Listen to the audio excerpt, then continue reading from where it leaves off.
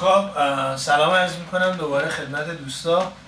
امشب در خدمت سجاد عزیز هستیم. سجاد چه مدت اومدی آمریکا؟ 2 سال. 2 سال. سجاد 2 سال اومده آمریکا، گیتاریست خیلی خوب و با هم داریم تمرین میکنیم. امشب یه آهنگ لایو براتون میزنیم از سیاوش قمیشی و امیدواریم که خوشتون بیاد. بریم سجاد. Let's do this.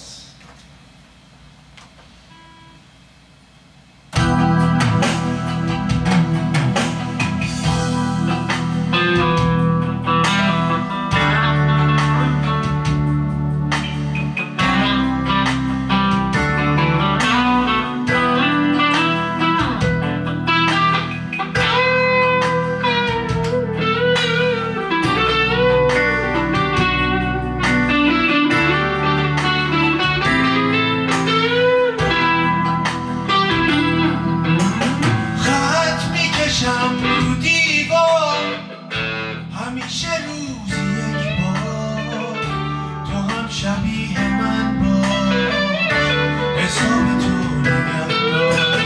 ببین که چند تا قرنه تن به اسیر دادی، دنیات شده شبیه سلول انفرادی. تو چشم به هم میذاری، میبینی اون تموم شد بین 4 تا دیوار.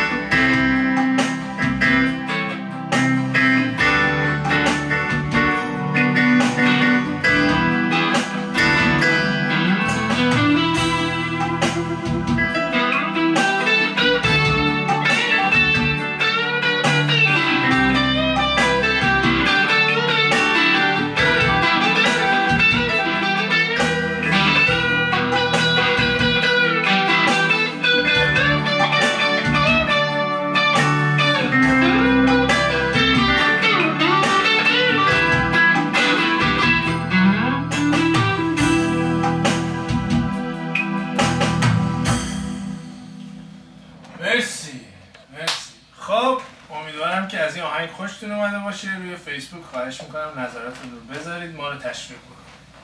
شبتون خوش.